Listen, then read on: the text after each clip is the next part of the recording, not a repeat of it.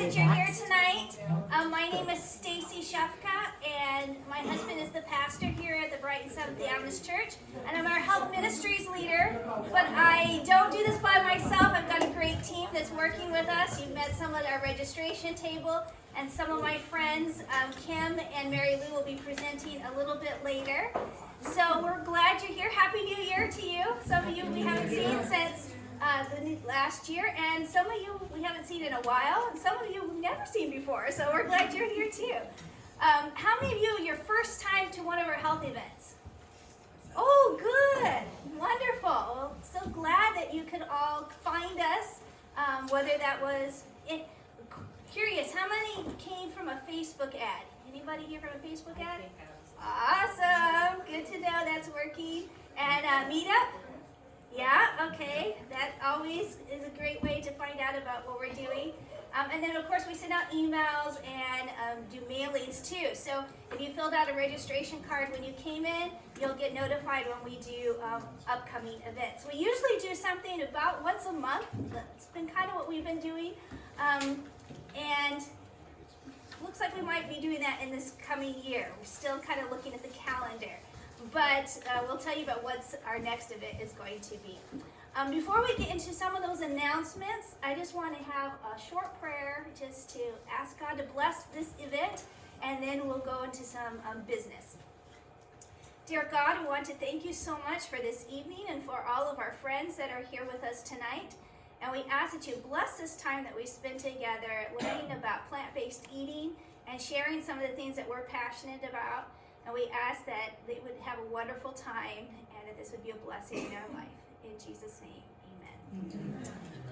Okay, so just a couple little things. So when you came in, you got a packet of material. We gave you a lot of handouts this time, which we are excited about because I think these are going to be very helpful. One that I am especially excited about is this vegetarian starter kit. There is a ton of stuff packed into this little, it's almost like a little book, and recipes and all sorts of things. We'll be covering some areas about myths related to plant-based eating, particularly around protein and calcium, and some of that information is covered in this little starter kit. So that's a great resource for you. And we have some other things in there that we will kind of get into also, and the recipes for the food samples that you will have tonight are also included. Now, speaking about recipes, over here on this side of the room is some tables with a lot of recipes on them from previous classes. We've taken all these recipes we had left over from some of our last classes over the last year or two. And they're all out there. It's first come, first serve. Feel free to browse, take whatever you like, so you can go home with some more ideas for things that you can make. So that's available for you afterwards if you want to go over there and browse. We also have on the table a packet of 3 cookbooks that is we're doing for $5. It just basically covers the cost of them. There's ones that's like entrees, ones that's soups and salads. I think there's some desserts in there too. And then there's one that's all breakfast foods. These are all plant-based foods. So if you're kind of getting started and you're looking for some inspiration, this little packet for $5 is a great option for you. There are some other things on the table too that are free. There are some books. We always recommend this book, The Ministry of Healing. It's a fantastic book that's on health, holistic health, mental, physical, spiritual, and starts off with looking at Christ's healing ministry. Powerful book. And another one, The Great Controversy, is more just dealing with what's currently happening in the world in light of Bible prophecy. So if that's something that's kind of been on your mind, this is a great book of dealing with history and prophecy. So those are some free books that are over there. Another thing that is in your packet is another free offer, and you might have seen this little pamphlet called Creation Life Study Guides. So let me just tell you briefly what those are. These are Bible lessons, there's 8 of them, dealing with different topics of health and from scripture and from science. So you're covering things like nutrition and rest and exercise and interpersonal relationships. These are excellent study guides to, if you want to improve your health this year and kind of get to know what God says about it in His Word. We want to offer these free study guides to you. So all you have to do is just put your name and phone number on this, turn it into the registration table, and then we'll get those lessons to you. So that's just a free gift. Now let me tell you about our next event that's coming up, and that is on February 27th. And it's this other half sheet of paper you had. This is the Hydrotherapy 101 Practice Lab. So back in October, we did a class on hydrotherapy. And for those of you who are not familiar with that term, it's basically the therapeutic use of hot and cold water to treat illness, particularly respiratory illnesses. Think cold, flu, COVID. These treatments have saved lives for many years. In fact, back in the 1918 Spanish flu pandemic, sanitariums that were using hydrotherapy had very few fatalities compared to our traditional hospitals of the time. And hydrotherapy is now on a comeback because we need to know how to treat each other at home so you don't have to go to the hospital. Because you want to avoid the hospital if at all possible. They have enough to worry about there, but you want to try to prevent going there because they're overrun, right? So these treatments are great for the lungs and for breathing healing. And so in October, we did a class on hydrotherapy. It's on our YouTube channel. If you're not familiar with our YouTube channel, it's New Beginnings Health Team. And you can just search for that name and look up hydrotherapy for respiratory illnesses. Now with that class, we had so much interest, we are doing a labs class where we are going to actually practice. You sign up for this class, you will be practicing how to do these treatments. So we will have, if you sign up with a friend, you'll have a buddy partner to practice on. If you don't sign up with a friend, we will create a friend for you for the event. And you'll be doing treatments on each other so you can practice how to bring this life-saving healing to people and helping them.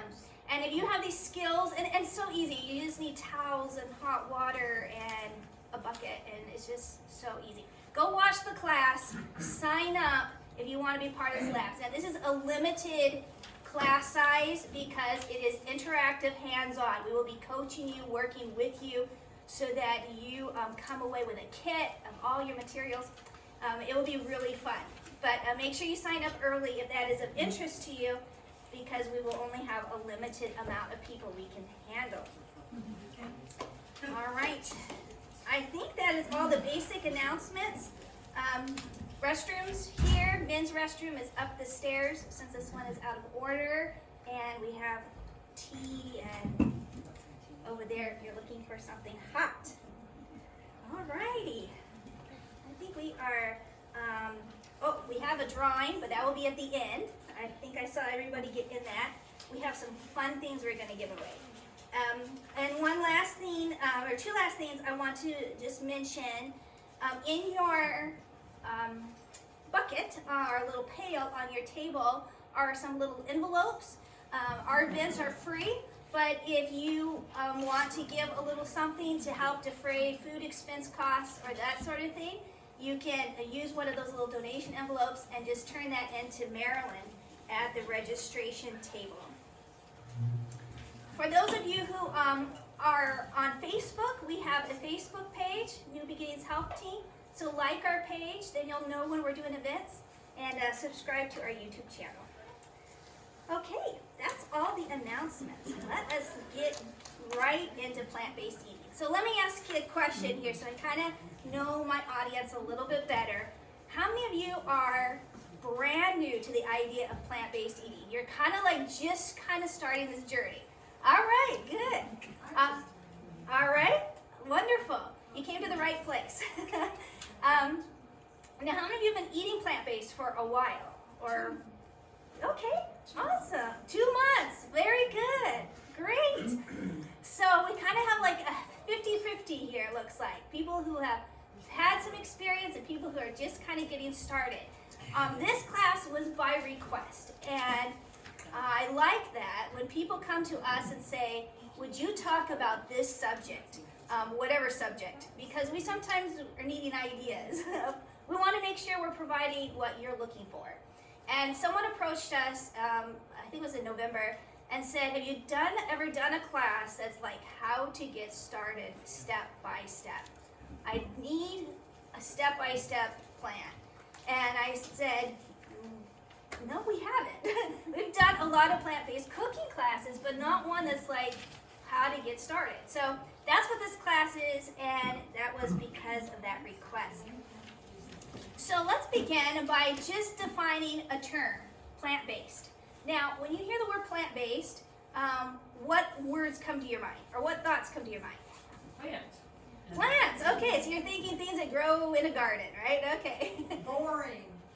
Boring. Oh, we're going to totally have to destroy that myth tonight. It's not anymore. I'm learning, but that's what I used to At first you thought salads, right? Yeah, first Plant-based is just going to be eating salads all the time. That's what most people think when they think vegetarian. You just eat salads? Okay. Now you may have heard other terms like vegetarian or vegan. We're using the word plant-based because I just like that term more. Maybe there's a little more flexibility in it. When vegan, the word vegan is used, sometimes that gives you more a picture like maybe an animal rights activist or something who isn't going to eat anything that is associated with an animal, whether it's leather to you name it. So we're using more the term plant-based. And that, for some of you, that is just going to be removing meat from your diet. For others, you're saying, no, I want to remove dairy, eggs, all that. I just want to eat things that grow naturally from things that don't have a mother or a face. So that's more what we're going to be showing you how to do tonight, okay? Now, why are people going plant-based? Plant-based is becoming more and more popular than in years past.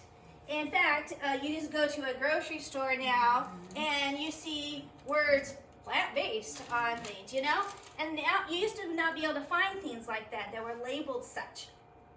And I think it's because more and more Americans, and in other countries too, are realizing that there are benefits to going back to a basic whole foods, natural diet. We have a lot of lifestyle diseases in our country. Diabetes, heart disease, cancer, high blood pressure, obesity. And these are all related to the food we eat, okay? And now we're also realizing that with COVID-19, these, you heard the word comorbidities a lot being used. And basically what comorbidities is if you have one of these lifestyle diseases, diabetes, obesity, heart disease, and you then get COVID, your chances of survival go down drastically because your body is already in a state of inflammation, and now you're breathing a highly inflammatory disease upon it, and your body's like, I can't handle that, in addition to just trying to keep you alive on a day-to-day basis, okay? And so now your body is going into a lot of extra work. And my sister who's here tonight, and I'm so happy it's her birthday tonight, so happy birthday, Otto. She is a ICU nurse that has just been working in COVID for the last a year, since this whole pandemic thing started.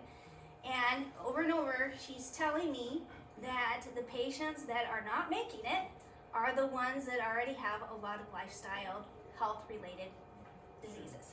So, by eating plant-based, you can start to reverse these things and get these out of your health, so you're going to be able to heal better and keep from dying, which is a good thing, right? If you want to read something fascinating on that, we put a handout in your flyer and your packet. Plant-based diets lead to lower risk of severe COVID-19 in a new study. The one point I'll just mention here, this is in the third paragraph. Participants had 73% lower odds of experiencing moderate to severe COVID compared to with participants who did not follow a plant-based or vegetarian diet. That's pretty significant. 73% more likely to have a severe case if they were not vegetarian or plant-based.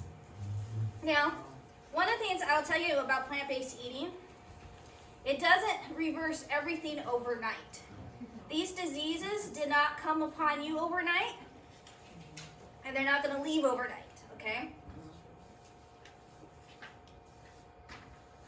But when you start changing your diet, you're going to find that every day you're getting healthier and healthier, and your blood pressure is going down, and your A1C levels are going where they're supposed to be, and the pounds are dropping, and in 6 months, you're doing so much better.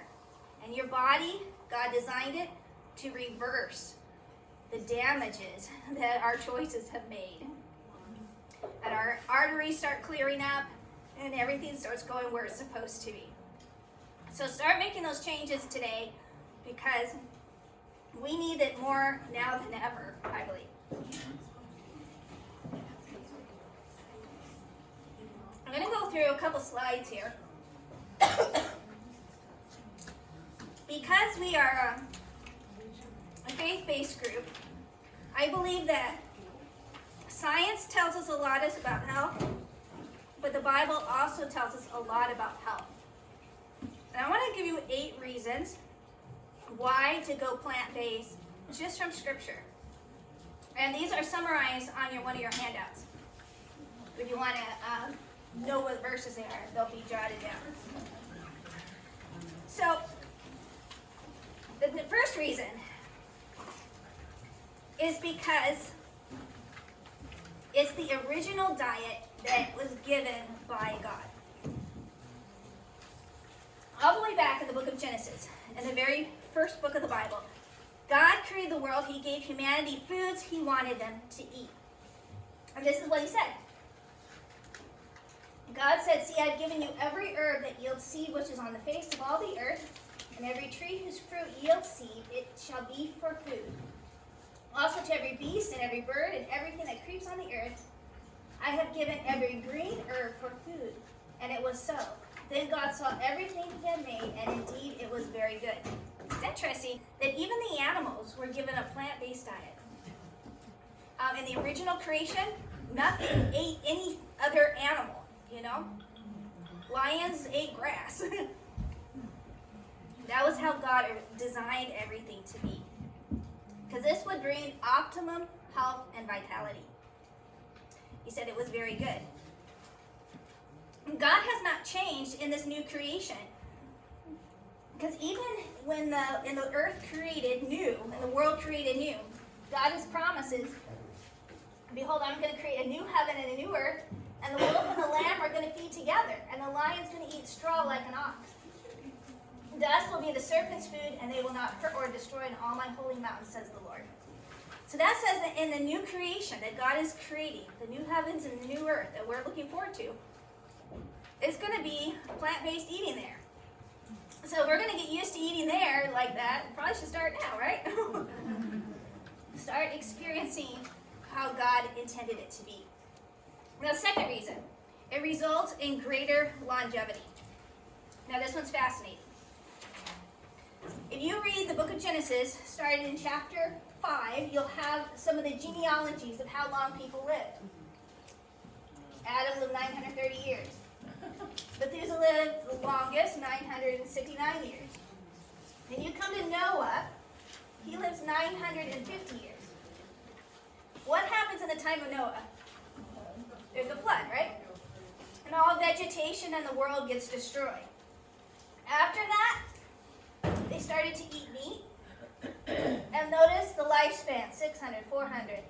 You come down to Abraham, and now it's only 175. You see how quickly things changed after. And that's because now people were starting to eat flesh foods. And that is seen in Genesis chapter 9.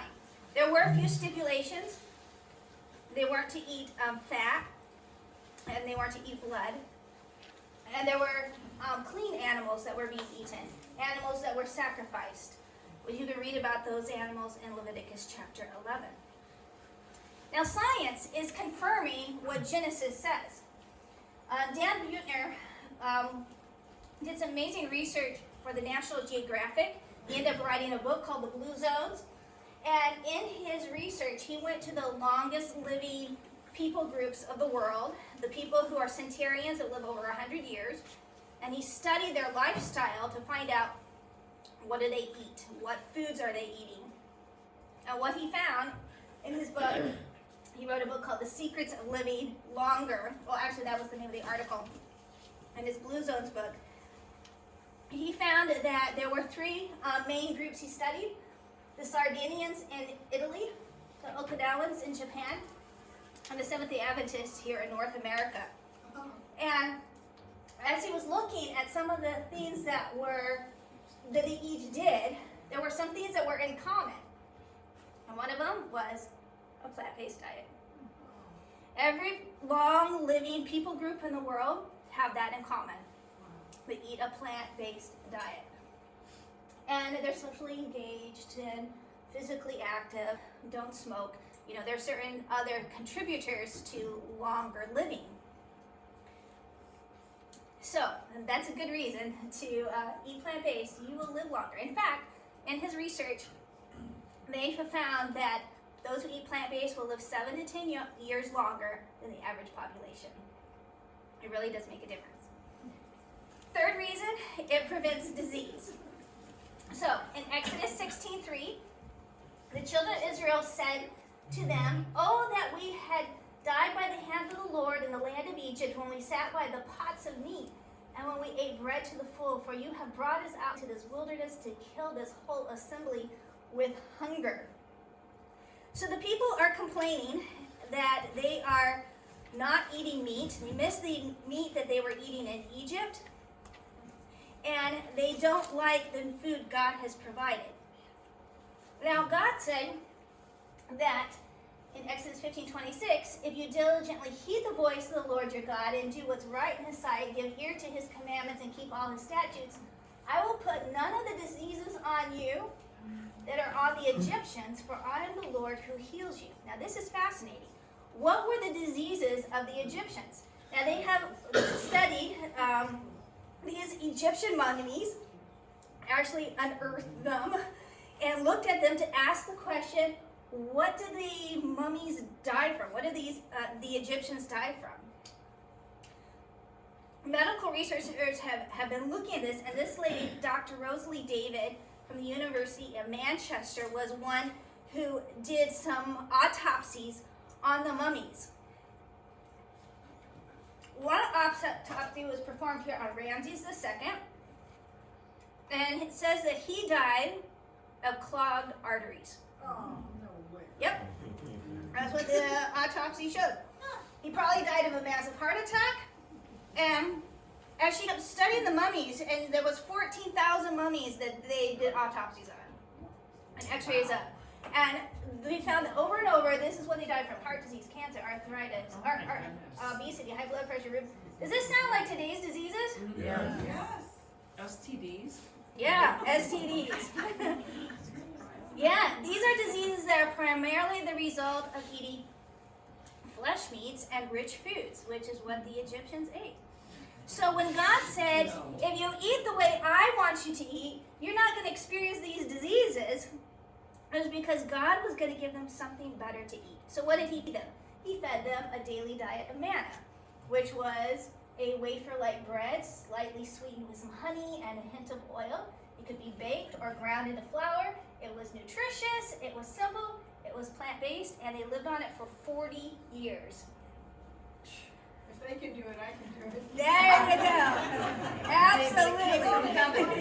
They only ate one kind You of see, thing. in the wilderness, there was no grocery stores, you know? They couldn't go and shop. It rained from heaven. It rained from heaven, that's right. God provided it every morning. They just walked outside and picked it out of the ground, you know? God miraculously gave this food to them every day. And he could have rained down hamburgers and cheeseburgers and Kentucky Fried Chicken, right? But he didn't. He gave them a plant-based diet. Now, unfortunately, the people didn't appreciate this plant-based diet very much, and they began to crave and beg for flesh foods. And so God relented one day, and he sent them a huge flock of quail, on which they gorged, and many died. You can read that story in Numbers chapter 11 and Psalm chapter 78. They did not do well on that quail dinner. In fact, in Psalm 106, 13 to 15, it says, "They soon forgot his works.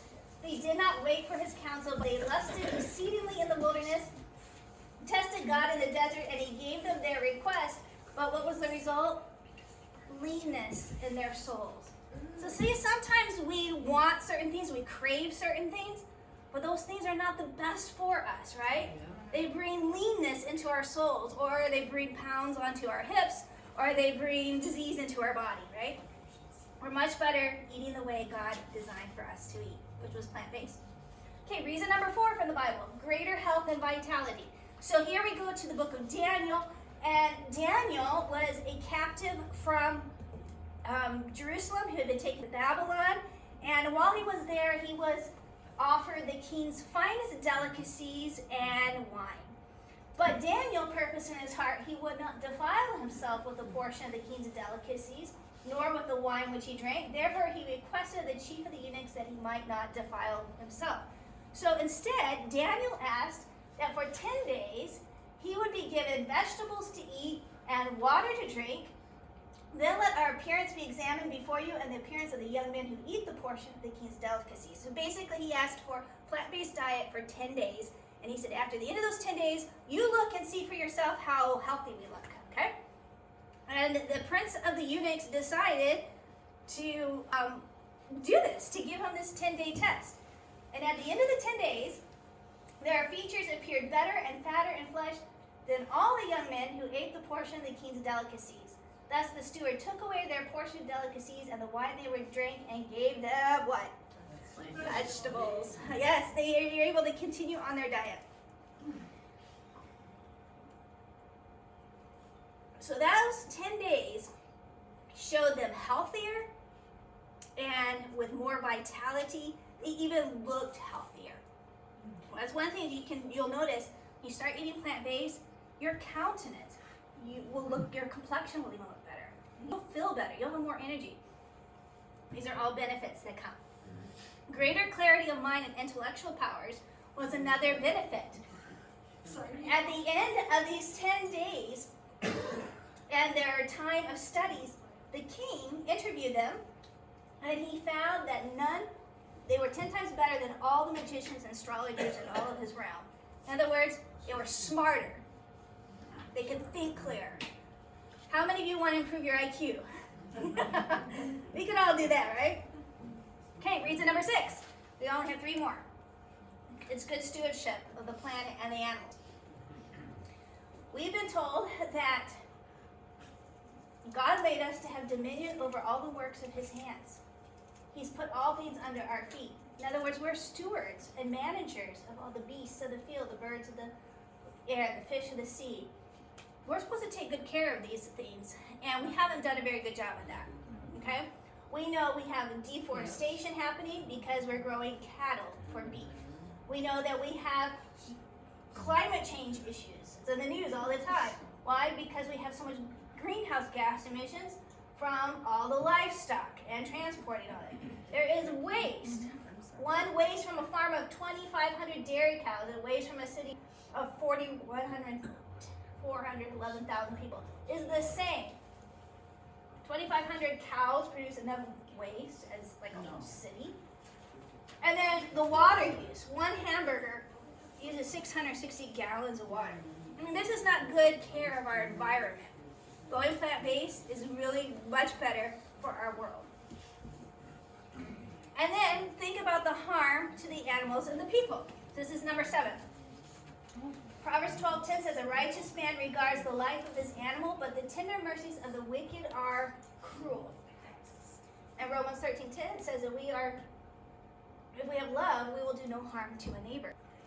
So are we eating in a way that's supporting an industry that's bringing harm to both animals and people? I don't think that's love.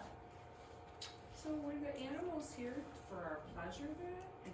Mm-hmm. And not to eat? They were not to be eaten. Just pleasure. For our pleasure, yes. So we've looked at 7 reasons, and number 8, I think is probably the most important, is that it glorifies God.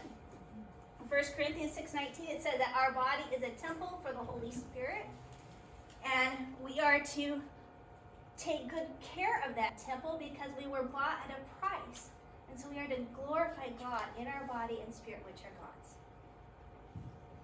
And so 1 Corinthians 10:31 says, whatever you eat or drink, or whatever you do it all for the glory of God. So those are my 8 reasons, okay? That's your Bible study for the night. You didn't know you were coming to a church, okay? You should have expected that. Okay, so let us, now that we've looked at the reasons we're going plant-based, and I'm just going to turn that off.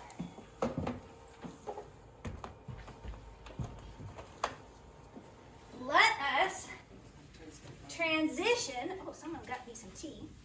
And I'm going to be getting Kim up here because she's going to start talking about some of the myths that are related to plant-based eating. Some people think you can't be healthy and not eat beef and chicken. Right. So, Right. tell us, is that possible? Well, I just want to start by saying that I did not grow up on a plant-based diet. Far from it. I grew up on a farm. And you eat the whole pig, you eat the cow, you eat, the chicken, and you don't waste, we didn't eat the feathers, but I mean, you just don't waste anything. And I was very blessed to learn how to garden, and we did lots of gardening. But just to say, I had to start where many of you are today, and I had to start probably where all of you, probably none of you have grown up on a plant-based diet, no matter where you are on the journey, right? So I had to deal with some of those myths that are out there. And what do you think is the first question that somebody, well, maybe you've gotten it already, right? What is the first question that they say? What kind of protein are you going to Thank eat? you, right? And You're then not getting any protein. and then there's another one too. It's not quite as prominent, but the protein one is huge. B12, where's the iron coming from? Iron, calcium, Calcium. B12. Yeah, so I'm going to talk to you a little bit about the protein and calcium. And I really, I only have 10 minutes. I was only given 10 minutes, and like, how do I do this? And so I was really praying, Lord, what can I say that's going to just really impact you for, just really give you, to help ease any anxiety that you might have, make it a little more simple, and really boost your confidence in this decision. And I hope that what Stacy has presented so far really has boosted some confidence. But let's start busting those 2 myths. So what you have in your packet is you have FAQs for can ask questions, myth-busting guide. And I would like you to pull that out if you wouldn't mind. And we're going to start with the protein part. And I would highly recommend, these are a couple of really excellent handouts, just to kind of touch on some things. You don't see the handout? No. Oh, I'm sorry, I thought Stacy included the handout in there. Uh-oh. No, it's not. We might have to run some copies. Well, Stacy, I'll have to, we'll work on that. I can go upstairs and run some copies really quick. Okay, just because these were excellent little handouts, and they were put out by Forks Over Knives. And I just want to read the first part, the first paragraph on this, on plant-based, just to get started. I can't say it, I can't say it any better. It says, not only will you get all the protein you need, for the first time in your life, you won't suffer from an excess of it. Okay? Ample amounts of protein are thriving in whole plant, natural plant-based foods. So where do you think these myths come from? You know, protein, calcium, no, what's this one? These. I think I'll go over to Jeremy when I'm done, because these were excellent. Yeah, we'll make copies of this, sorry. So, you know, where does that myth come from? Protein. Meat, bingo, exactly. Follow the money, follow the lobbyists, follow the rhetoric, follow the white mustache, right? Hey, you've gotta get that white mustache. Drink your milk. Well, as it turns out, protein is provided, I mean, I heard somebody say, you know, thinking that eating plant-based was boring. Oh, contraire. We have so many options, so many things here.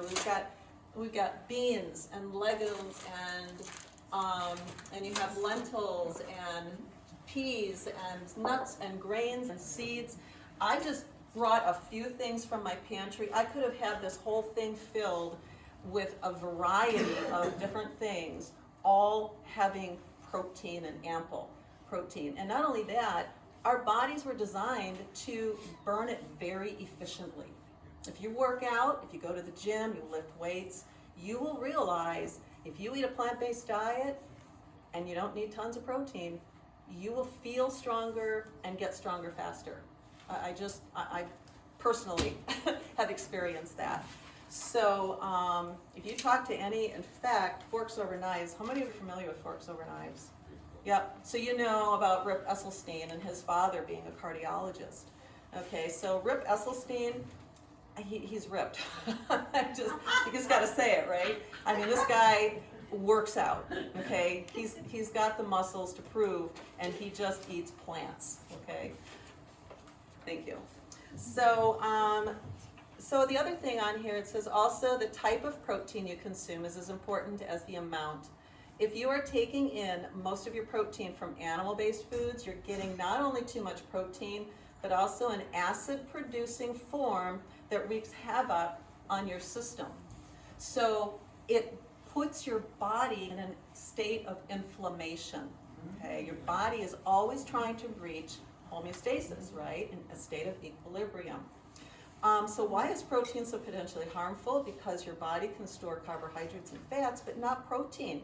So if the protein content of your diet exceeds the amount you need, not only will your liver and kidneys become overburdened, but you will start leaching calcium from your bones to neutralize the excess animal protein that becomes acidic in the body.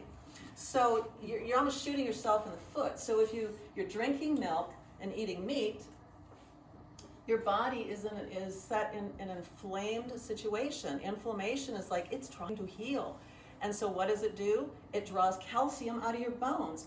And more calcium then is put into the milk to make more, put more calcium in the milk. So it's, so you'll see that on here, I think it talks about the countries that drink the most dairy heavy countries are the most cancerous countries and osteoporosis and that kind of thing. So you will see. And then just kind of think about it, what do chickens eat? Do they eat meat? Well, they eat bugs, but I mean, that's, aside from that, cattle, a huge bull. You ever seen those, rodeos? What do these guys eat? They eat plants. They eat grass.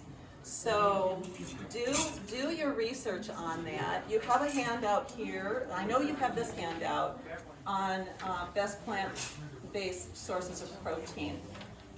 So take a look at this, and what I think Mary Lou is going to be talking about is building a bowl or just a really easy guide for doing this.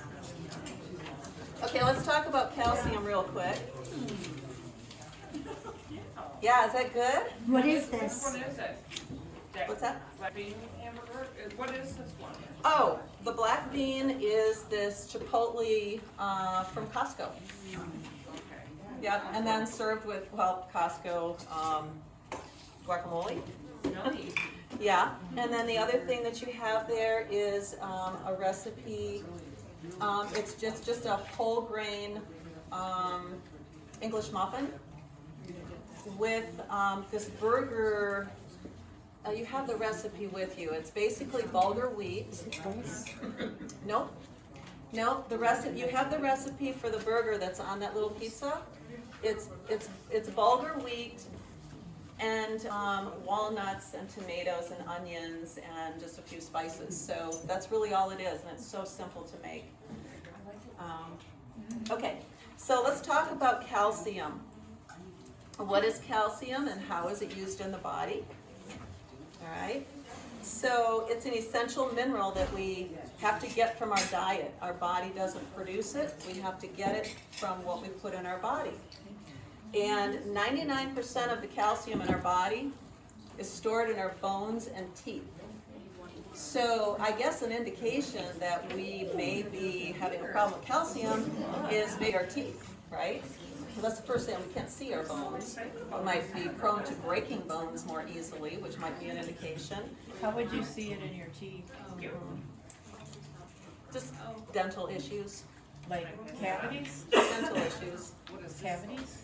That might be an indication. There's other factors involved. But the most of the calcium, 99% is stored in our bones and our teeth. Yeah. Do you know, like you continue on the plant-based diet, your inflammation decreases? It may help like inflammation, like in your Yep. organs, right? All over your body. Your whole body. Actually, a whole food plant-based diet is the anti-inflammatory diet. I don't know of any other diet that's anti-inflammatory entirely. Can you get all this food for like a regular grocery store, or do you gotta Yeah. go to like a food store? No, I think most of this you can get at Kroger or Meijer. Costco has a lot of it. Yep. Yep, it sure does. Yep. So, and I think this comes from Costco. It's an organic protein powder. I'm not sure exactly. This is Stacy's. But like I said, we are already eating way too much protein. So we don't need as much as we think we do. What is this meat stuff we're eating right now? You have your recipe in your packet. You have the recipe, and I don't have the recipe on me, but I think Stacy has. Oh, right here, burger, bulgur burger delight. Oh, It's super easy. So, all right, let me finish up by talking about calcium a little bit. Is that vegan cheese? Yes. And I'm not sure, Stacy, what it is. What cheese is that? Oh, that is the potato carrot. No. That cheese is. You grab the bag. Okay, so while she's doing that, we talked a little bit now about inflammation and what happens when you drink milk, right? Drink a lot of dairy products and meat, and the inflammation that builds up in your body. So whole food plant-based, you have this incredible variety of foods, and that's the cheese. And where did you get that, Stacy? Costco. Costco has this. Yep, Costco has that? Costco's got it. What's it called? Called BioLife. I was just looking for the ingredients. I don't think it And has. it's plant-based, it's not. It's made with pea protein. It's got coconut oil in it and some things. Okay, so finally, I just want to finish up with calcium. And did you know? So kind of keeping apples to apples, right? Can I see So that? 1 cup of milk, 1 cup of regular milk, supposedly has 30% of your daily recommended allowance of calcium. But did you know that bok choy has 81%? Right?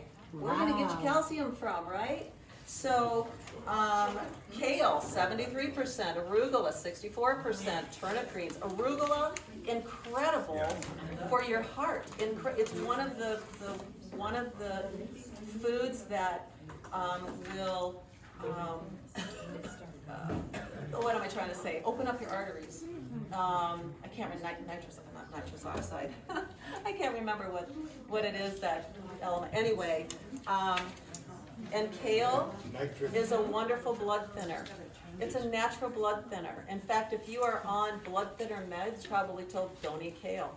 That's because it's competing with kale does what, I'm not a doctor, but I just know. Look it up for yourself. If you're on a drug and they tell you you can't have a certain just plant food or like, grapefruit or something, start asking a question. Maybe it's the grapefruit that I really need, right? Or maybe it's the kale that I really need. And, don't worry about, you hear all these things about superfoods. There's always the latest superfood, right? All plants and nuts and seeds and grains are superfoods. Every single one of these here is a superfood. It is packaged in a way that your body can assimilate, and it's not having to do, when you start isolating things, like taking an isolate of calcium or vitamin C or whatever, not that there isn't a place for that if you need it and you're really deficient, but God put it in a package, in the bean and in whatever it is here, He put it in the package so that your body doesn't have to draw reserves to digest it and to assimilate it into your system. Does that make sense? Yes. He knows, he made us, and He knows how to feed us for optimal health. And that really is what I want to leave you with, is that, trust in God. Every wind of doctrine is blowing out there. I don't care if it's theological, I don't care if it's, health, whatever it is. But I know personally that the Bible is the only thing that I can trust. Fully, 100%.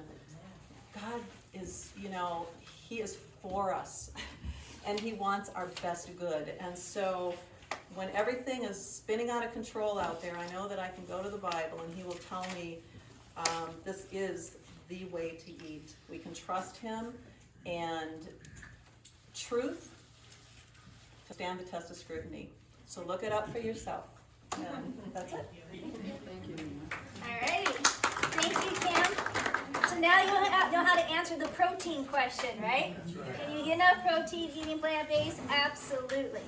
Okay, so we're going to now transition to talk about grocery shopping. How many love grocery shopping? Yeah.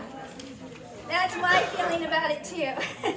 But if you know what to look for, it can be a fun time. And when you're switching the way you eat, grocery shopping can be intimidating because you're used to putting certain things in your grocery cart, and now all of a sudden you're thinking, now what am I going to buy, if I'm going plant-based?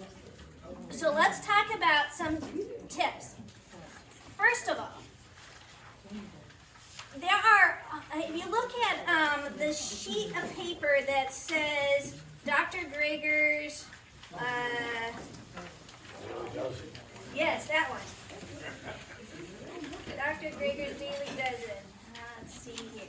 Okay, we've got some food coming out for you too, so let me mention what you got coming out. We have 2 more food samples that you're going to try, and both of these are substitutes for either cheese or eggs, okay? So the one is a nacho cheese sauce that is made with potatoes and carrots, and the other key ingredient is Nutritional yeast flakes. Looks like this. And it gives it a cheesy flavor. Okay, so you're going to really like this. You're going to have no idea. This has no dairy in it. So good. The other one is a blueberry muffin. And this one is using applesauce to replace the eggs and soy milk to replace the milk. Okay, so most muffins have a lot of eggs in them and a lot of dairy.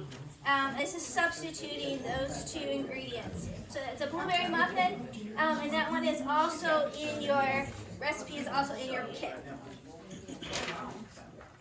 Okay, so this sheet, Dr. Greger's Daily Dozen, is basically a list of foods that is good to have in your diet on a daily basis. So when you're going grocery shopping, you want to be stocking your pantry and your refrigerator with whole foods. We're talking things like beans or grains or nuts and seeds, okay?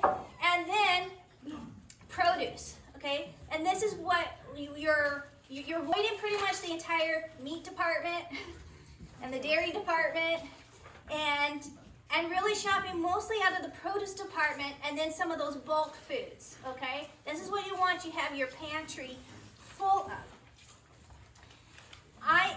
A lot of the middle part of a grocery store is mostly processed foods, right? It's cereals, it's condiments, it's frozen foods, and maybe there's occasionally time when we need something that's pre-packaged because we're busy and we don't have time to make something from scratch. But it's really best to try to stock your pantry with whole foods. And then when you cook them, you want to then freeze things so that when you are busy, you don't have to make something from scratch, okay? So for example, I can take my Instant Pot, I love this thing, okay? And I can cook up a whole bunch of lentils at once, and they're gonna be done in 15 minutes. And then once I'm done, I don't need to eat all those at one sitting. I can put some of those in some containers and freeze them, and then thaw them out as I want to when I want to do like a haystack or like a taco salad kind of thing with some chips and nuts, chips and lettuce and tomatoes and olives. So you can make things in bulk and then freeze and then save yourself time when you are busy, okay? You do brown rice in your Instant Pot too. I'll get to some clients more in a moment. But let's talk about when you go to the grocery store, let's talk about some things that you can do to substitute, because when you're starting to switch plant-based, you're used to, let's say, having a pizza, okay? And now you're making a pizza that's on an English muffin like we gave you tonight. And you're like, but I always put cheese on my pizza, so what am I gonna do, okay? So we are giving you some options. So we're giving you 2 sauce recipes, the potato cheese sauce and my favorite mac and cheese sauce is the other one that's on that sheet. And that one's made with coconut milk and cashews. And it is the best cheese sauce. So that is another one. It has nuts in it, so some people have a nut allergy. We didn't make that one for you tonight for that reason, but that is another awesome cheese sauce. So we've given you 2 you can make from scratch cheese sauces. But if you're like maybe in a hurry, you just want some sprinkles, then go do something like Violife from Costco, okay? And there's a lot here. You're not gonna probably get through all this right away. So maybe freeze some of it and take it out as you need to. But you can put this on an enchilada or something else where you would normally put a sprinkle of cheese. Another version of a plant-based cheese is Daiya, and it comes in different flavors. It's the cheddar. And they also have it in slice versions. Okay, so this is American slice. So this might be good if you do like a grilled cheese sandwich, okay? Do you eat eggs? I don't eat eggs. So let's talk about substitutions, okay? So on your handout, it's called Plant-Based Eating 101. On the second page is a thing that says plant-based substitutions. So here on my platter, I'm going to show you a bunch of substitutions you could use, because basically going plant-based is as easy as take something you normally eat and just make a substitution, okay? So for example, if we are substituting meat in a recipe, what could we do? For example, I say, I'm really hungry for some easy beef enchiladas, okay? But I'm not eating beef anymore. So what am I gonna do? How am I gonna make enchiladas without beef, okay? Well, I say to myself, what is a substitute on my substitution list I could put in for the beef? Well, I could use beets. I could make enchiladas with black beans and roasted cubed sweet potatoes. I did this recently. It was fantastic, okay? So I diced up the sweet potatoes. I roasted those. I added some black beans, some salsa, and I use that as the filling for my enchiladas. High protein, you're getting a lot of good vegetables in there. And then you just put your enchilada sauce on, and I'm putting now a non-dairy cheese on top, or my cheese sauce, okay? And I have now just created a great substitute for my easy beef enchiladas. Okay, now let's talk about another meat substitute. Let's say you want to do fajitas, okay? So in a fajita, you would normally have chicken or beef, right? So you might say, well, I'm going to try using seitan. So seitan is just a wheat gluten. It's very high in protein, and it's got more of the texture of meat. It's more chewy, okay?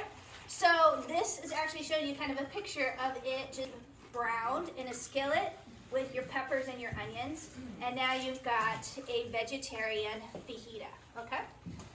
Let's say that you want to have manicotti. We had manicotti for my sister's birthday dinner tonight.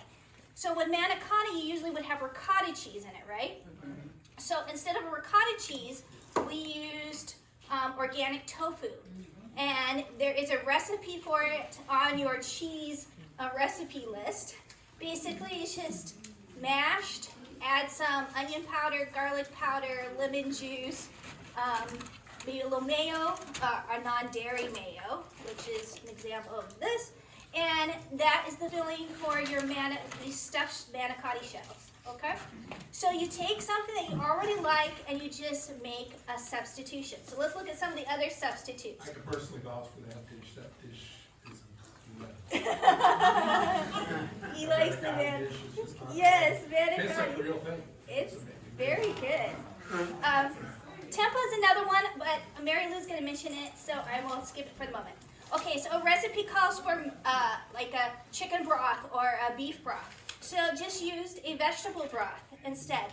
Another one, and I forgot to bring it, but you can get in a little jar, it's called Better Than Bouillon, and they have a vegetable stock on, and it's really good. So anywhere where a beef broth would be used, or a chicken broth, you can use that. Milk in a recipe, there's so many options. Almond milk. You can buy them in, like this at Costco, and just keep them on your cupboard because they're shelf stable as you need them. Soy milk, oat milk, there's coconut milk, there's so many different milks out there.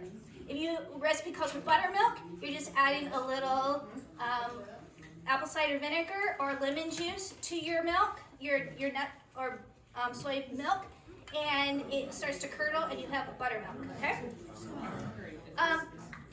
Condensed milk or heavy cream. I use coconut milk for that. Here is regular coconut milk, and this one's coconut cream, which is a little bit thicker. There's less water in it. You take this and just put this in the fridge overnight, and then take it out the next morning. You can take the top part off. There'll be a little liquid here at the bottom, and you can whip that with a little powdered sugar. You have coconut whip, like whip topping. Or you can put this as a base of a fettuccine sauce for fettuccine. Anywhere where you would use cream or condensed milk, coconut milk works awesome. We made a vegan pumpkin pie at our Christmas cooking class. The recipe's over there. There's a couple copies left. Or go to our YouTube channel to find it. And we used coconut milk as the condensed milk in that pumpkin pie. Awesome recipe. For butter, there are lots of plant-based butters out there these days. Many different kinds. You try one, you see which ones you like, but they'll say plant-based or they'll say vegan on them. Earth Balance is a good brand as well. When it comes to yogurt, okay, another dairy. So try either something like coconut milk. This is Soy Delicious coconut milk yogurt. This one's an almond milk one. They have soy as well. They have sweetened and unsweetened. There's so many different varieties of yogurts out there, and then you're getting good probiotics. Sour cream. Here's a plant-based sour cream. Good Karma. Simple Truth brand from Kroger has a really good sour cream. And the thing is that at least at Kroger, they intermix the plant-based with the non-plant-based. So when you're going where all the sour creams are, where all the milks are, just look around, you will find the plant-based versions. And just get those. This one actually is made out of butter beans, which you would never know. It's very low fat and it tastes really good. Tofutti makes my favorite cream cheese, so I make an awesome no-bake cheesecake with this one. So that's a good one. There are now salad dressings. Hidden Valley Ranch, plant-powered. Wow. Tastes just like ranch, but there's no milk in it. Daiya's blue cheese dressing. No milk in that one. So there are lots of options out there. As far as eggs, a couple substitutes for eggs. Tofu is a good one. I mentioned that for manicotti. Another one for baked goods is flax seeds, ground flaxseed. This is not ground, but ground flaxseed. 1 tablespoon of ground flaxseed with 3 tablespoons of water equals 1 egg in any baked good recipe. So if you have a muffin or a cake or something and it calls for eggs, you can use ground flaxseed. Just mix it with the water, let it sit for a little while. It will gel up just like an egg would. Another substitute that I have used is called Aquafaba. Has anyone ever heard this term? Aquafaba is really just bean juice. It's the juice that is in the can of beans, okay? If you're cooking your own beans, it's if you just take your beans, let's say you cooked some garbanzo beans or white beans, and you put it in the fridge overnight, you notice how it kind of is like gelatinous, the liquid that the beans were in? That is Aquafaba, and the properties of it is just like egg whites. If you just look up Aquafaba and YouTube or anywhere, it makes meringues and it whips up just like whipped cream. You can use 3 tablespoons of this equals an egg in any baked good.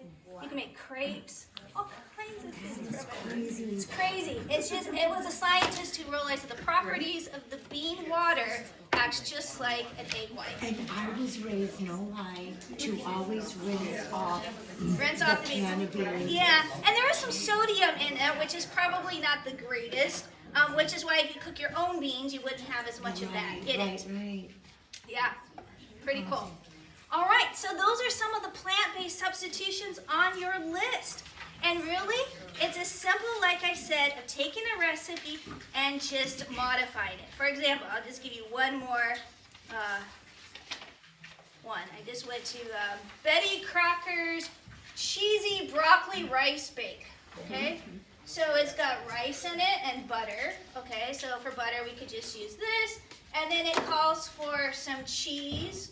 And then it calls for a can of condensed cream of mushroom soup. Now, we actually made a cream of mushroom soup at our cooking class in December, because we use it in our green bean casserole dish, which is over there if you want that recipe. That we used an almond milk base, but you could use an almond milk, you could use a coconut milk. You could take this recipe and just substitute your cheese sauce and your milk, and boom, you can make cheesy broccoli rice casserole. You can take that cheese sauce, the nacho cheese sauce, potato cheese sauce, and make a cheesy potato soup out of it, okay? There's so many different things that can be done. You get excited about the ideas, the possibilities. Where do you get the dairy-free dressing? The dairy-free dressing, this one is just in the aisle where all the dressings are, where all the Hidden Valley Ranches are. I believe this one comes out of more of the produce department. D-A... Yes. Let me just mention before we have Mary Lou come up, a couple I use a lot in my kitchen, if you're gonna cook plant-based, you'll need to have a good blender, okay? This is a Blendtec. Another one that would be good is a Vitamix. I love my Blendtec. I use this probably on a daily basis. But a high-powered blender is very important if you're making any sauces or creams. For example, the cheese sauce is blended in this. If you're making, let's say, a gravy made out of cashews, a blender is going to help it get nice and creamy. So a high-powered blender is a very important tool. And another one I would encourage you to invest in is a food processor. I use a food processor. This is a large size one. You can also get smaller ones if you're doing more of a smaller job. But a food processor is something I use a lot as well. This is my Instant Pot, and now my air fryer that I got for Christmas are probably the tools I am using the most in my kitchen. Speaking about air fryers, I got this cookbook for Christmas. The vegan air fryer. The vegan air fryer. Really cool. Let me talk about a couple other cookbooks too. And I put some of these on your resource list of ones that I recommend. This one is called From Plant to Plate. This is the diabetes version. They have a non-diabetes version as well, but this one's good for anyone who's diabetic. And what is really nice about these plant-based recipes is there are QR codes for every recipe. So you can just put your phone up to it and you can watch a video of them actually making the recipe. So that is a really nice feature. A couple other, Chloe's Kitchen. Chloe has a whole bunch of vegan cookbooks. She's got one on Italian. She's Italian, so she has a whole Italian vegan one and a dessert one. Really good. I'll leave all these up here. You're welcome to come and take a look at them afterwards. The Simply Vegan Cookbook. This is just so easy for just basically getting started. Another one I love, I use a lot, is this one. Give Them Something Better. Excellent one. And then another one I think I brought was my favorite breakfast one. This one is so full of good looking recipes. Anyways, enjoy that. And then of course we have these packet that we have available for you to take home. Okay, we have talked about grocery shopping. We've talked about what goes in your pantry, kitchen appliances, and Mary Lou, I think we are ready for you to come and share with us about what to do if you don't have much time to cook, or you live by yourself and you don't want to do a lot of cooking and you need to eat healthy in a hurry. I'm going to take that off. We'll take that off.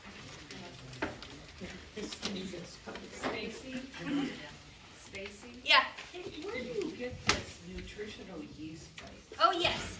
So the nutritional yeast flakes, I got this at Kroger yesterday. It's in the baking aisle. Baking. The baking aisle, yes.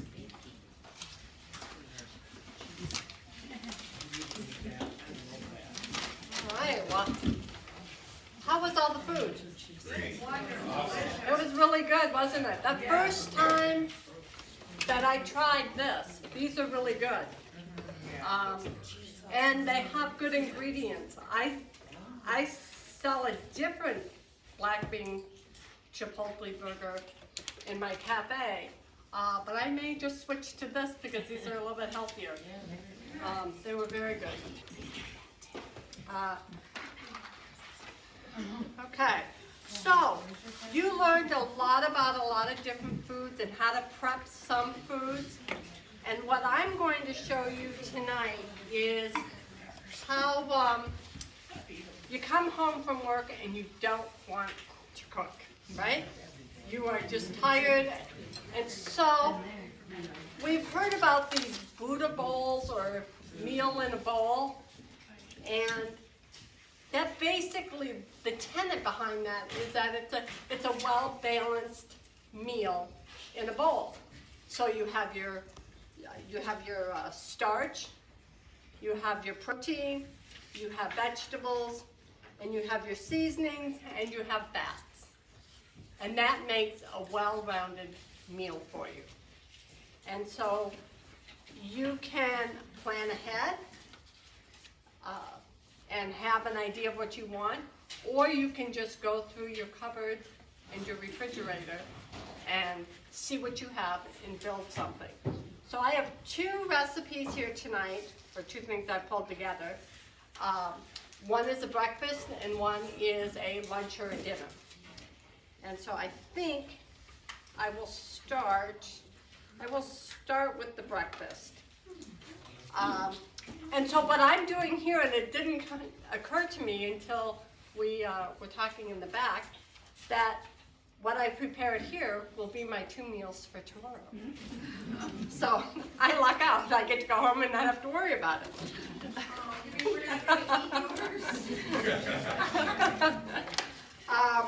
So for breakfast, a typical breakfast would be like a oatmeal, or some of you that were here at the last one, I did a sweet potato. Did anybody try that? Did you like it? So I use that for breakfast a lot. Yeah, I do now. Yeah. So it was a sweet potato, a baked sweet potato, and then I did apples and dates, cinnamon, and a little bit of water, I think. And I made a little paste out of it, or a sauce. And then that pours right on top of the sweet potato, and then we drizzle a little bit of almond butter or whatnot on it. And so that basically, everything you need in a bowl, right? But so for breakfast, I will take a handful of whatever greens I have, whether it be just spinach or whether it's power greens or romaine, and I'll put it in a bowl. And then, whoops, that didn't sound good. And then when I first started eating like this, it was like, you're gonna have how much fruit?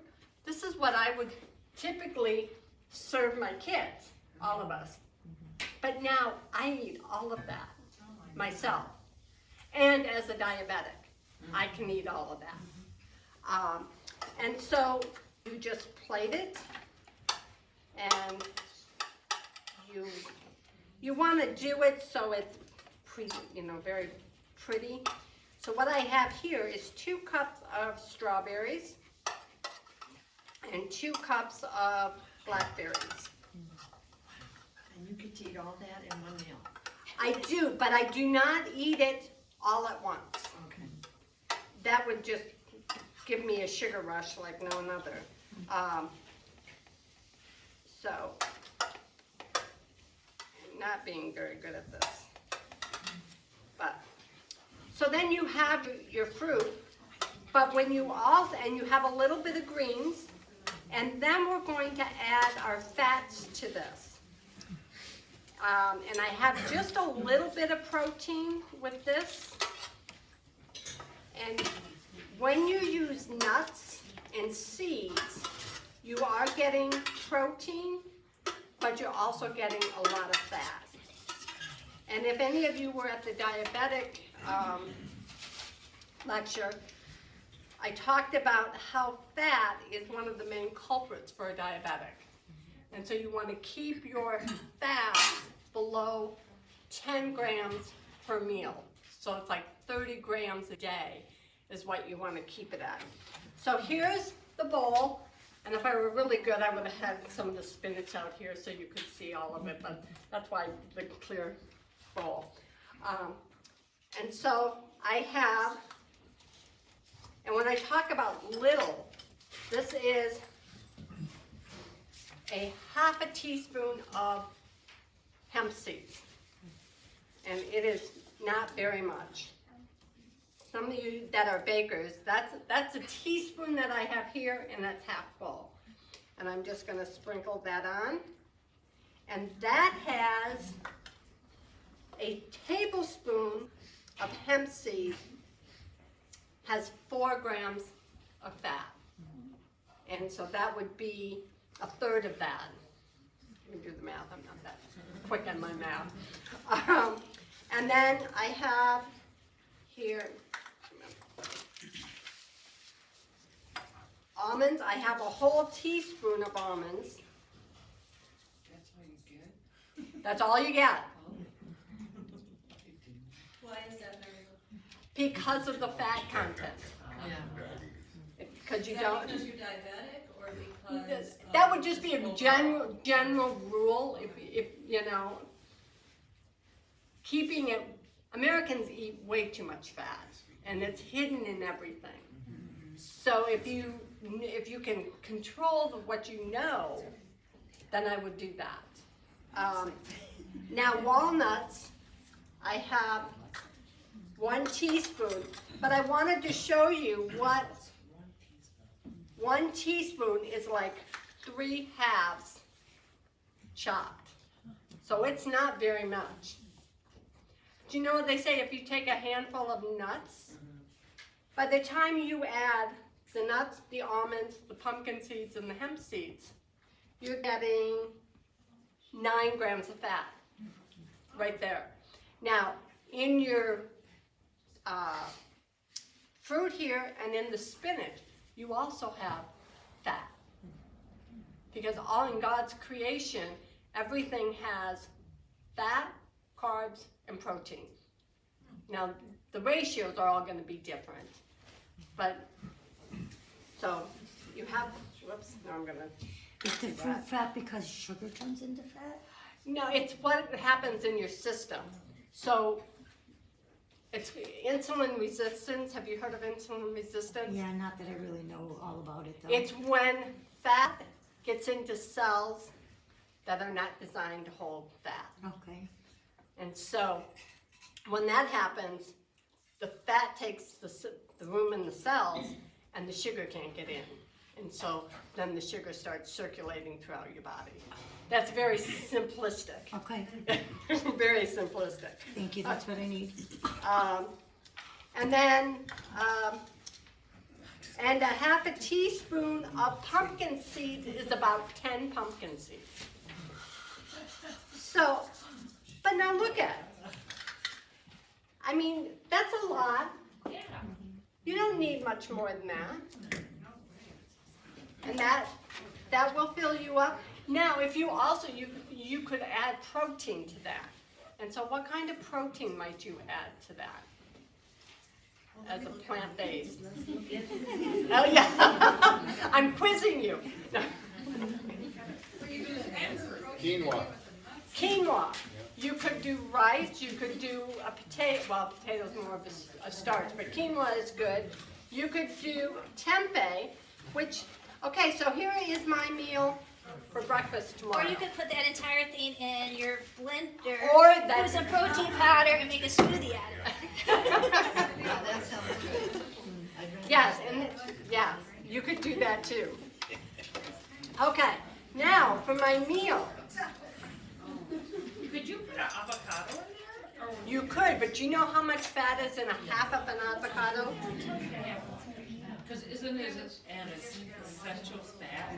It is, again, it's the amount of fat. You only want good fat, but it's still the amount. But a half avocado, does anybody want to guess how much fat is in a half avocado? 15 grams. So that's your fat, that's half your fat content for the day. Wow. For the day, or the half of the day, yep. Okay, so now it's dinner time, or lunch time, and I'm gonna go through my refrigerator, and last night for dinner I had broccoli, okay?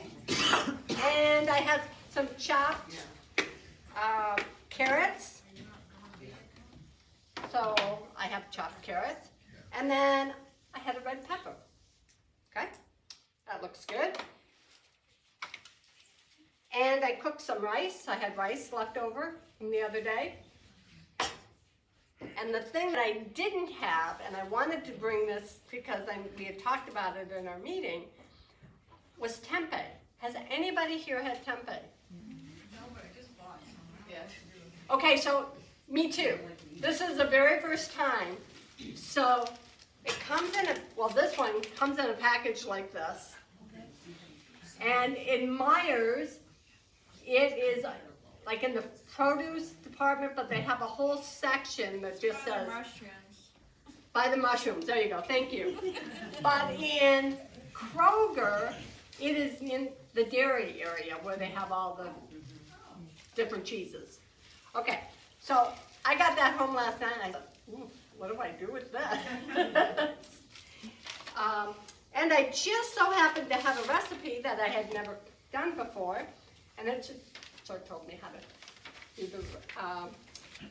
do it. So I cooked the tempeh, I cut it into little pieces, and I sauteed it in coconut aminos and lime juice. Are you talking about amino acid? Coconut, like It's like a. Is it It's like like a a soy tamari. sauce? It's like a tamari. Is it like like a soy sauce. Yes. Yeah. The amino, the jar? Yeah. Okay. Yep. Yes, I know what you're talking That's about. what, yeah. And so it came out a little bit brown. But my guess is that whatever you saute tempeh in, just like tofu, it's going to take on that flavor. Yeah. What were the 3 things that you? I sauteed it in, it was just coconut aminos and lime juice. Lime juice. No, coconut is one thing. No, it's Oh, coconut aminos. Oh, it's one thing It's one, together. yeah. So that's a new thing, because I've always had the aminos. Yeah. It's like a Bragg's liquid aminos or like a soy sauce or a tamari. Okay. But it's not. There's no soy in it. Oh, And that's Right, the right. soy area. But it's coconut. It's gonna mash. be Yeah, It's if you might it's find made it with more coconut. at a health food store. I don't know if Meijer. I or don't someone know, would carry yeah, I've gotten it. mine But a health food online. store would. I think I find it in Meijer before Kroger. well, the aminos you can find sometimes at Meijer or Kroger, but I don't know of the coconut Yeah. amino you could find there. Yeah, I haven't looked. So again, it's a matter of plating. Oh, and you know what? And all the food that I have here was designed for 2 meals. So I don't need all of that in here.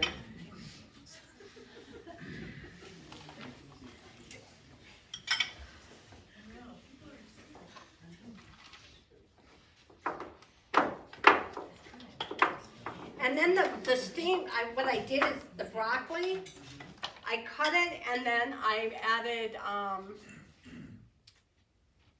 what did I add?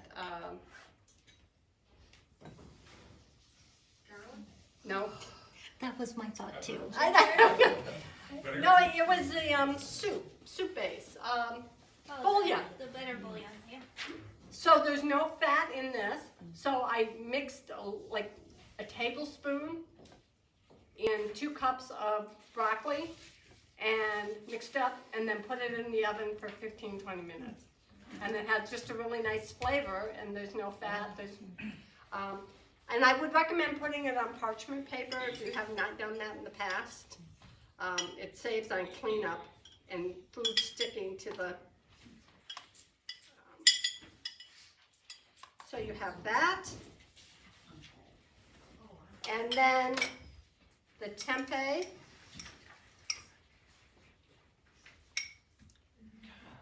Now this.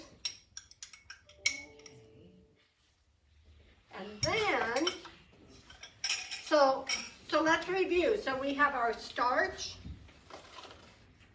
Okay, so that's the rice. Then we added our legumes in your page in your packet says legumes, but that would be your proteins. And so that would be the tempeh. And then we did vegetables, and whatever vegetables you like or what you have on hand is what you put in there. And you can have them raw or you can cook them. And then number 4 on your page says fruit. You don't have to have fruit at every bowl. And there is no exact standards for a bowl. It's what you have in the household. I typically would not put fruit in the meal like this. I would save it like, that's enough for a day's serving of fruit. And then the sauce. Then you can add whatever sauce you want, and I'm not gonna put it on because I'm gonna save it for tomorrow morning. But this sauce that I have in here was almond milk, wait a minute, wrong recipe. Date syrup, and I put peanut butter,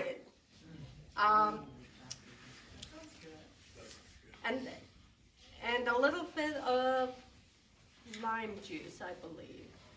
Lime juice, date juice, and peanuts, and a coconut aminos. And it has a really nice flavor, really nice flavor. So,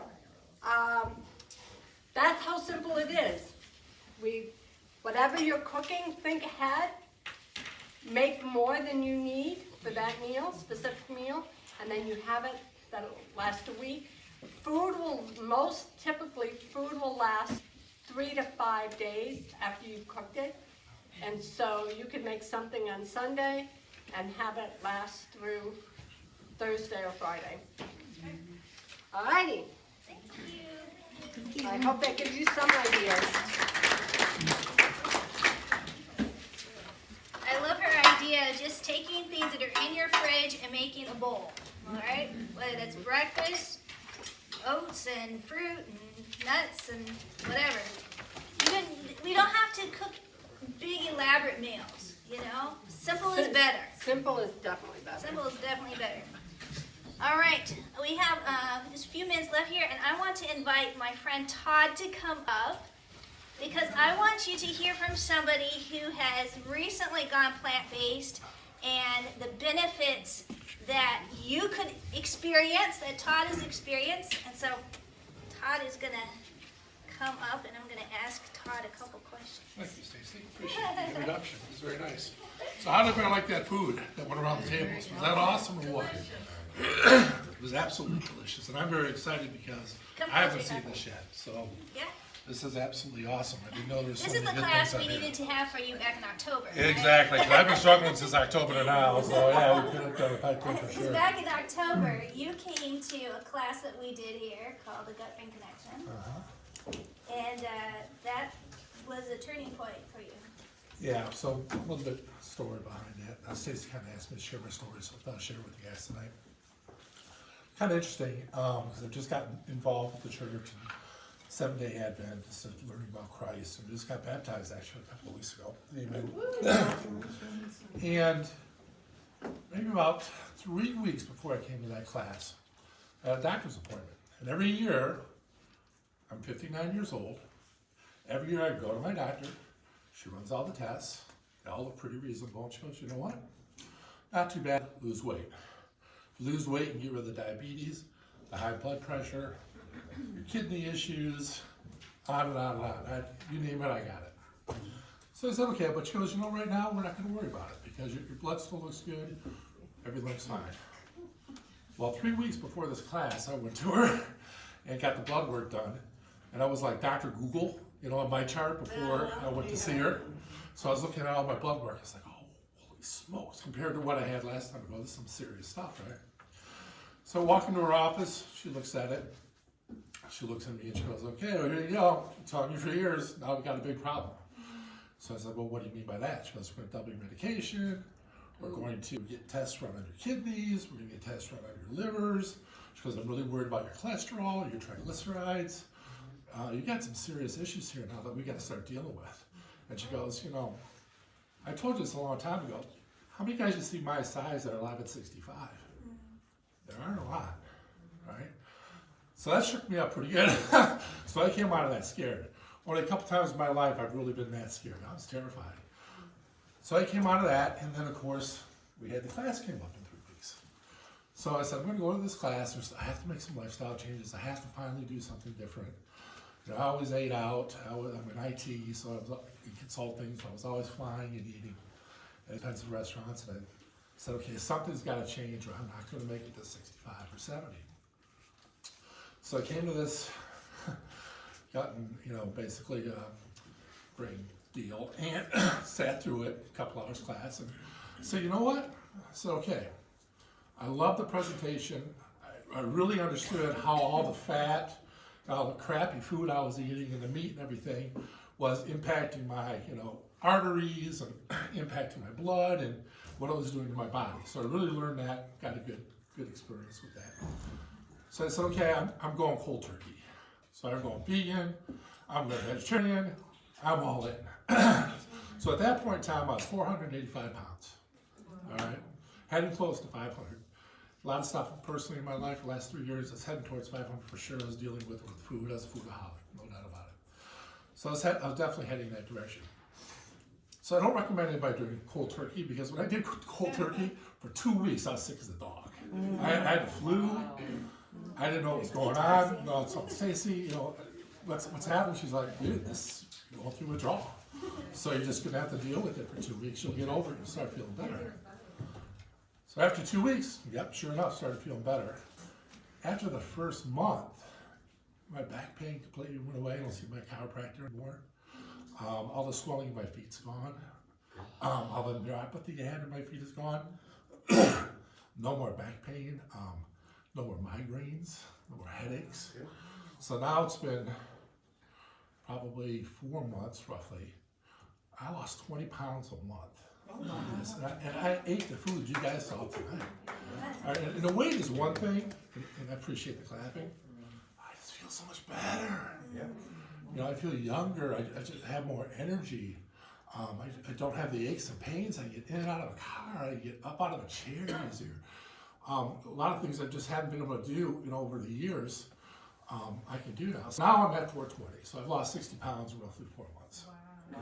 So my goal is by the time I get to 60, which is in July, is to lose another 80. And once I get to 80, that's probably the ideal weight where I want to be at. Because I'm supposed to be at 215 pounds. I haven't been 215 pounds since I've been in high school, third grade. So that's certainly not going to happen. But I want to get in that, 260, 280 range.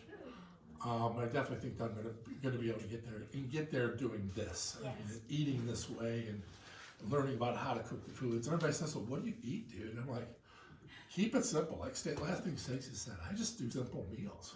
I'll do oatmeal. I'll do a salad, I'll eat a salad with different things that I mix into it.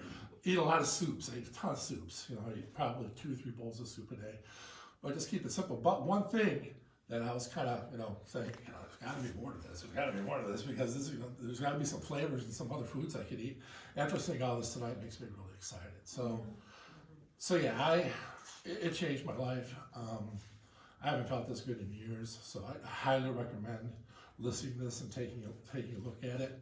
And seriously, you don't lose the weight. If you're just losing the weight, you drop it. You're just gonna feel better. Cholesterol is gonna be better.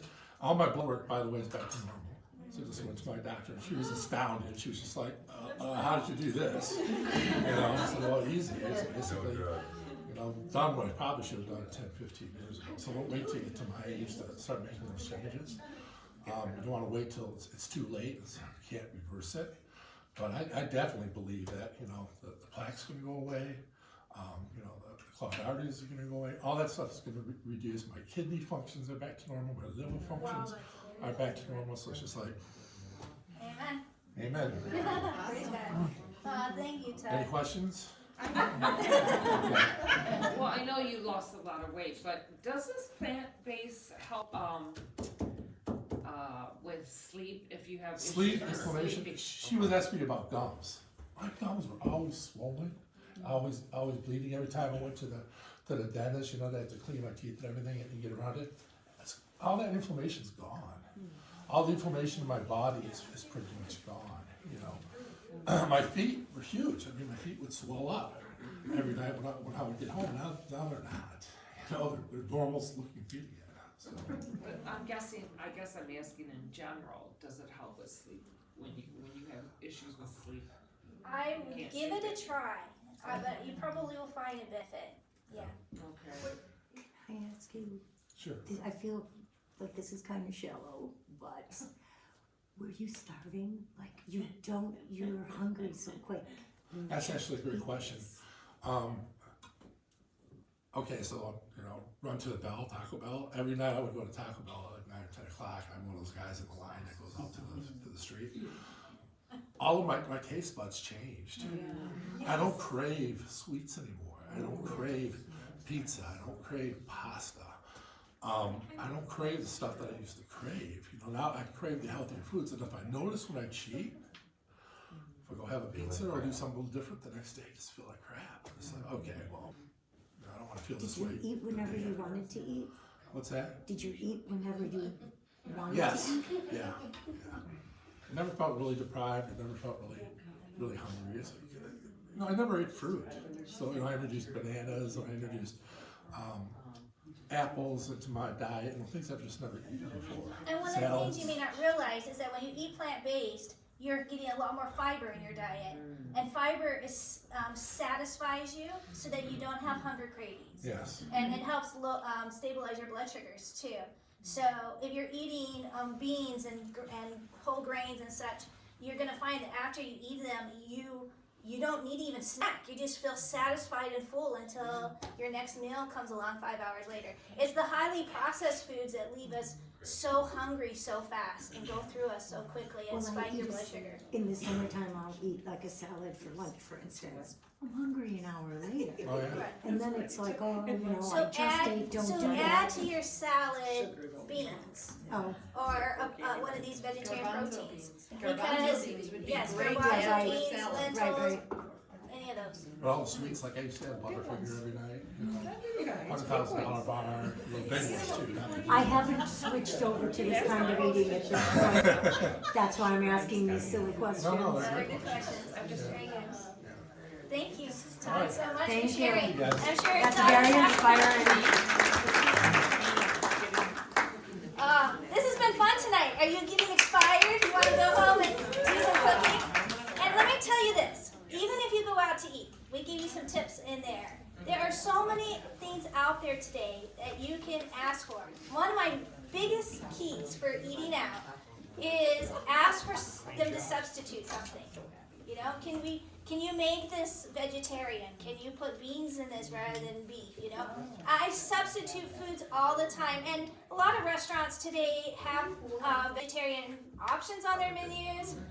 Some of them are even creating now vegan options. So there is a lot of things out there that make it easy. All right, we are going to have our drawing. Yes. That's something I wanted to share. Yeah. You're talking about, shopping and going to the store and stuff like that. There's a place out in Pullman, Michigan called Country Life Foods. Yes. They sell organic beans and rice and grains. I'm glad you brought that up. Country Life Natural Foods. Yeah. Actually, we have orders that come right here and deliver right here to our church. If you want to pick up a catalog, you can buy bulk foods of all these things, and we place an order maybe every couple months, and it gets delivered right here local. If you get over $400, you deliver. If we don't have enough catalogs to go around, just go online to CLNF, Country Life Natural Foods, just CLNF.org, I believe. CLNF.org. Right. And if you let us know that you're interested in being on our list when we're going to be putting in an order, we'll let you know. Kim does that for us, and then you can place your order. It's delivered here free, and you pick it up. You ever work with people where they want to, some folks look at it and say, geez, a 25-pound bag, this is way too much. I couldn't eat that in a year. I'll buy that bag, I use it, Yeah. but some folks don't. There's a friend of mine put together the Flint Food Co-op where he'll split that, with folks. If they decide that somebody wants to get on and put in a quarter of a bag and somebody else puts in for a half, whatever, they'll split it. You guys do that too, or no? We don't split orders. We haven't done that.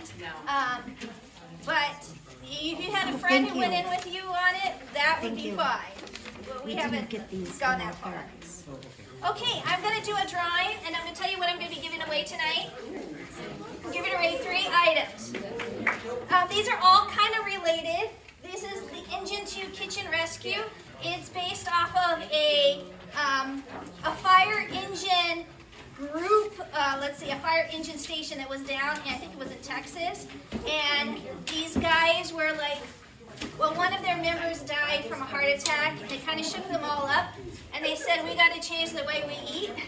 So it's all based kind of on their story and how this entire fire department went plant-based and had more energy, and you know, firemen work hard, right?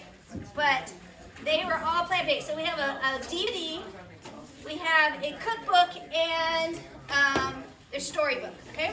So these are the 3 items we're giving away tonight.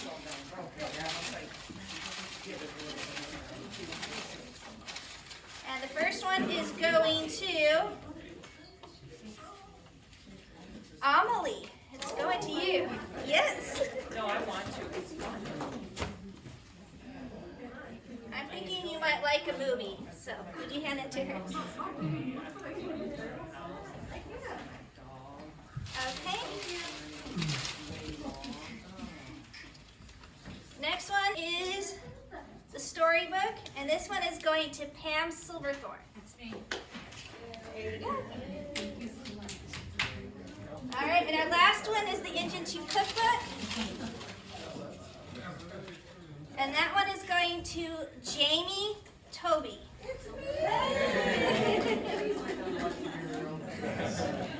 There you go. Woo! Thank you. All righty. I've been doing this for 2 months and it's worth it. There she is. She's got a good resource now. So let me just, in closing here, just a free thing that everybody can get is the Creation Life Study Guides. We talked about those. So if you want to get those, fill out this. Just turn it into the registration table. We still have the cookbook packs up there if you want to purchase one of those. And we will make sure we have all these samples up here so you can come and take pictures of whatever you want. And then I also, on February 27th is our next class. This is the Hydrotherapy Practice Labs. So if you're interested in that, please let us know. We'll get you reserved for that. At this time, we're just going to have a closing prayer, and then we're going to let you go home. Dear God, we want to thank you so much for blessing us tonight and for a wonderful time we got to spend together. I pray you'll bless each one here as they seek to put some of these things into practice in their life, and that they'll experience many benefits. We ask this in Jesus' name. Amen.